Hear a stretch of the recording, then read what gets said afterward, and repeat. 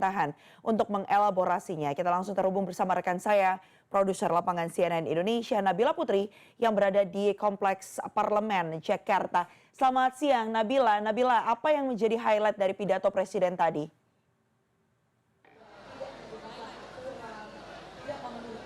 Silakan dengan laporan Anda. Ya, selamat siang, Mevri. Presiden ke-8 Republik Indonesia Prabowo Subianto baru saja selesai menyampaikan pidato kenegaraannya di hadapan para anggota DPR, DPD, juga MPR RI. Ini merupakan pidato kenegaraan pertama, Mevri, sejak Prabowo Subianto dilantik pada bulan Oktober lalu. Ada beberapa poin-poin penting yang menjadi highlight dari pidato kenegaraan Presiden Prabowo Subianto tadi. Diantaranya disampaikan capaian dari Presiden Republik Indonesia sebelumnya, mulai dari Presiden Insinyur Soekarno sampai Presiden ke-7 Republik Indonesia Joko Widodo yang kemudian membangun fondasi pembangunan Indonesia pada saat ini. Kemudian tadi juga yang menarik dan berbeda dari momen pidato kenegaraan Presiden adalah ditampilkan video, begitu ya Mevri, ada cuplikan-cuplikan dari apa yang disampaikan presiden-presiden terdahulu Indonesia, kemudian juga capaian-capaian selama kurang lebih 10 bulan atau sekitar 299 hari sejak Presiden Prabowo Subianto dan juga Wakil Presiden Gibran Raka Buming Raka menjabat sebagai Presiden dan juga Wakil Presiden Republik Indonesia. Dan kita akan mengulas selengkapnya, Mevri, bersama dengan Ketua Komisi 5 DPR RI, ada Lasaurus, ini di bidang infrastruktur dan juga perhubungan. Ini kalau kita melihat nih, Bang, dari pidato kenegaraan yang disampaikan oleh Presiden Prabowo Subianto, ada banyak hal, mulai dari sekolah rakyat, makan bergizi gratis, koperasi Desa Merah Putih, dan lain sebagainya. Tapi secara umum sendiri melihat bagaimana pidato kenegaraan yang disampaikan oleh Presiden Prabowo Subianto seperti apa? Ya, pertama saya mengapresiasi ya untuk tahun pertama kepemimpinan Presiden Prabowo Subianto ini. Pidatonya tadi kita semua sudah dengar ya, hal-hal yang fundamental sudah beliau sampaikan. Yang pertama adalah bahwa membangun itu butuh persatuan, butuh kebersamaan. Mari kita tinggalkan dulu beda pendapat, satukan kekuatan, ayo kita bangun bareng Indonesia. Itu pesan pertama besar yang dapat saya tangkap. Kemudian yang terkait dengan program, tentu ini kan baru tahun pertama. Memang kalau saya melihat dari sisi tugas dan fungsi saya sebagai anggota DPR, kebetulan saya adalah Ketua Komisi 5 DPR RI, tadi dari sisi infrastruktur memang tadi saya katakan masih minim ya, disinggung. Nah, tapi nanti mari kita lihat di pidato nota keuangan nanti sore, ya mudah-mudahan bidang infrastruktur kita mendapat porsi yang memadai. Kenapa saya bilang memadai? Tidak ada negara di dunia ini yang kuat secara ekonomi yang infrastrukturnya tidak ditata lebih baik terlebih dahulu. Pak Jokowi dulu sudah memulai pembangun fundamental infrastruktur yang cukup kuat ya. Itu tadi diakui juga oleh Presiden Prabowo tadi bahwa ini harus diteruskan gitu loh. Ya, pembangunan infrastruktur yang kuat ini. Supaya apa? Kalau kita bicara ketahanan pangan itu juga butuh dukung infrastruktur yang kuat. Hasil produksi itu butuh jalan yang baik, angkutan yang bagus, ketertiban yang baik di jalanan dan seterusnya. Kemudian biaya produksi ini juga akan menurun kalau infrastrukturnya jalannya bagus, biaya angkutan jadi murah dan seterusnya. Ini biaya produksi yang murah akan meningkatkan daya saing. Ini kan ada kaitan dengan pertumbuhan ekonomi.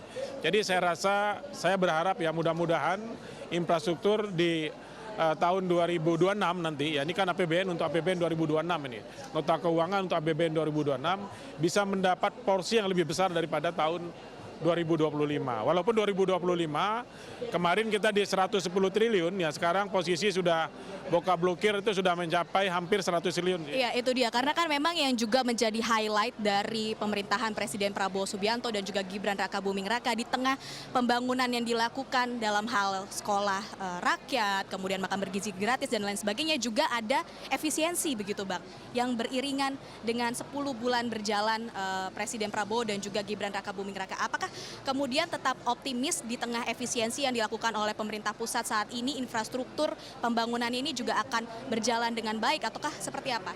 Ya tentu kita setuju ya, semua kita setuju. Terkait dengan efisiensi kita setuju. transparansi, kemudian akuntabilitas keuangan negara itu kita setuju, ini terus kita perbaiki. Tetapi terkait dengan efisiensi harus kita pilah-pilah mana yang wajib harus kita laksanakan dan mana yang bisa kita efisiensi. Menurut saya di sini yang pemerintah menurut saya masih belum terlalu fokus ya, terutama infrastruktur. Kita punya kondisi jalan nasional kalau tidak dipertahankan kondisinya yang sekarang mantap 90% itu akan menurun. Dia kalau di posisi 80% saja itu nanti pasti akan mengganggu pertumbuhan. Kemudian rusaknya jalan-jalan daerah. Jalan-jalan daerah juga harus diperkuat oleh pemerintah pusat. Karena seluruh sumber DAU, DAK itu semua dari pemerintah pusat. Ya, kemudian penerimaan negara dan seterusnya sekarang juga hampir semuanya diambil alih oleh pusat. Jadi menurut saya terkait dengan efisiensi ini pemerintah saya beri bahasa harus cerdas memilah. Kalau kita tidak cerdas memilah nanti justru akan mengganggu pertumbuhan itu sendiri yang diharapkan oleh pemerintah.